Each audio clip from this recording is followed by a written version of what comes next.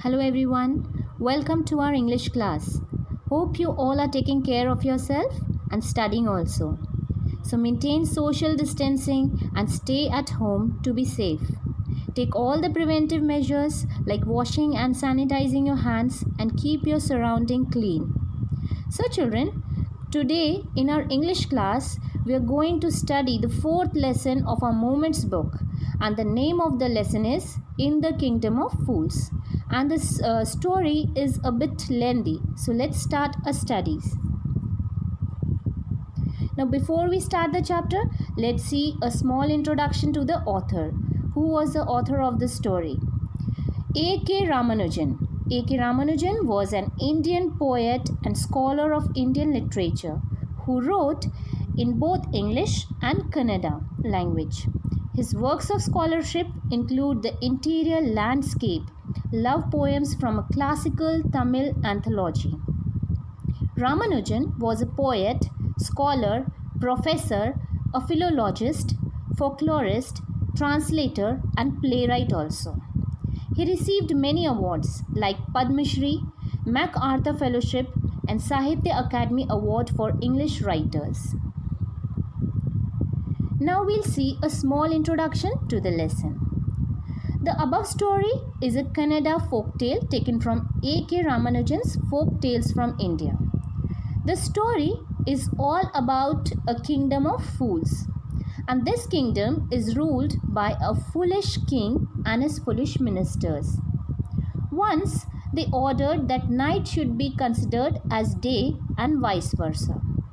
So one day a guru and his disciple visit this kingdom, and they are surprised to find the entire kingdom, means all the people of the kingdom, were asleep during the day.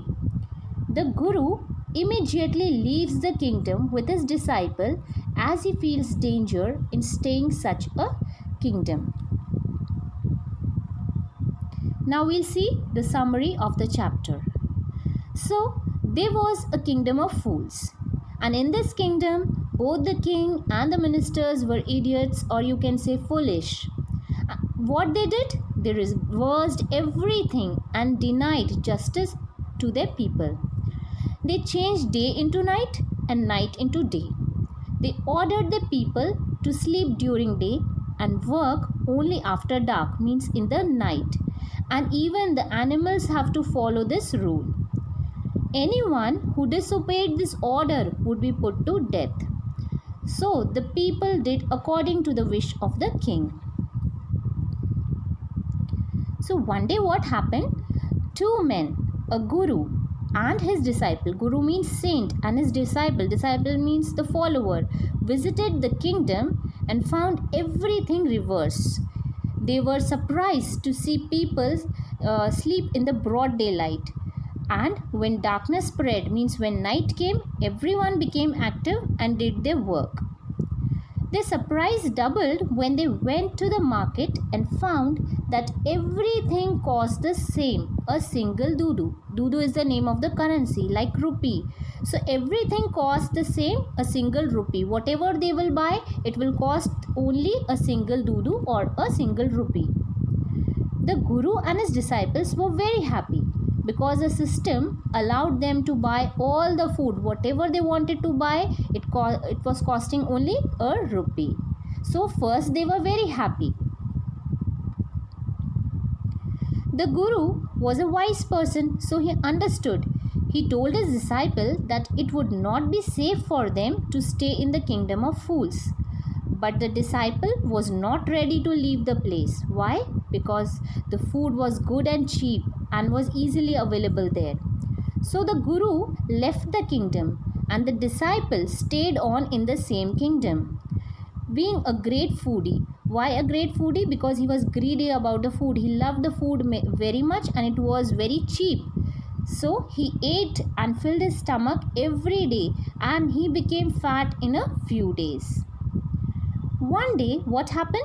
A thief, chor, a thief broke means he entered into a rich merchant's house by making a big hole in the wall. How the thief entered into the rich merchant's house? By making a big hole in the wall. But as he was going out with the stolen things, because he was stealing the things, he was taking the things from his house, and as he was taking the stolen things and he was coming out of the wall of the old house, the wall collapsed on his head, fell on his head and killed the thief on the spot. So the thief was killed on the spot. And the brother of the thief came running to the king and pleaded. And the brother of the thief went to the king and requested him to punish the merchant for building a good and strong wall. The merchant was brought before the king. Now, the king was very foolish. The king heard the case and found the merchant guilty of the thief's spotted. He was blaming the merchant for the death of the thief. But the merchant was not accepting his mistake.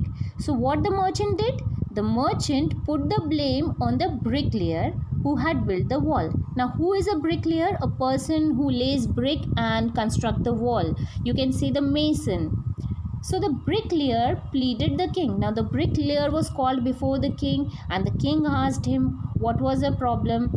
So the bricklayer requested the king that it was not his mistake, and he requested the king to punish the dancing girl. Now he is blaming one dancing girl who distracted the attention of the bricklayer by going up and down. So the bricklayer told the king that one dancing girl was coming up and down and she was walking down the street the whole day, and so the bricklayer was distracted by that girl because when she was coming up and down, her anklets were jingling. Now what are anklets?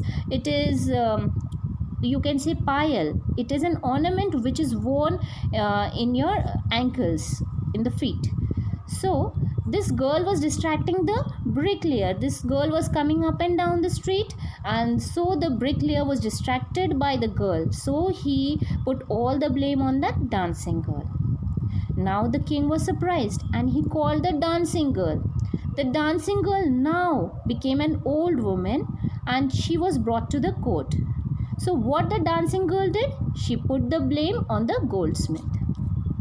So the dancing girl told the king that she had given some gold to the goldsmith to make some jewelry for her. But the goldsmith delayed the work and made her walk up and down to his house several times, means many times. The goldsmith was produced. Now the king was confused and puzzled because he was very foolish. So he called the goldsmith, and the goldsmith was brought before the king. And after hearing the accusation against him, the blame against him, he said that he had to attend to a rich merchant's orders first there, and there was a wedding ceremony in his family. So now the dancing girl is blaming the goldsmith, that the goldsmith was making her come up and down the street because she had given some gold to the goldsmith to make some jewelry for her, and the goldsmith was delaying. Now the goldsmith, when the goldsmith was called before the king, he gave his own excuse. He told he has to prepare some ornaments for the wedding ceremony in his family for a merchant. So it was therefore he made the dancing girl come to his door many times. That is why the goldsmith called the girl many times, that he will do her work afterwards. First he has to make the ornaments for a merchant, because they had a marriage ceremony, a wedding ceremony in their family.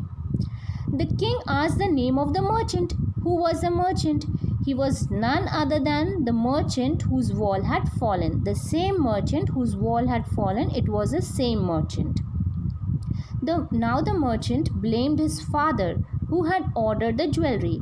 Now the merchant was not accepting his mistake and blaming that it was during the time of his father that this wall was built, who has ordered his jewelry.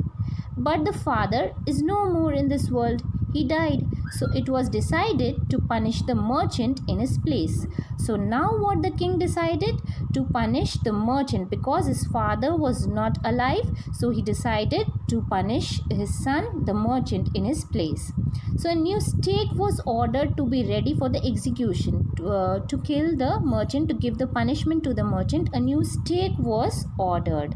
Stake means a wooden or a metal stick, strong stick, and you can say a fanda was made to punish the merchant. So children, this story is a bit lengthy. So in this video, we'll study till here, and this second part of the story we will continue in our second video. Thank you.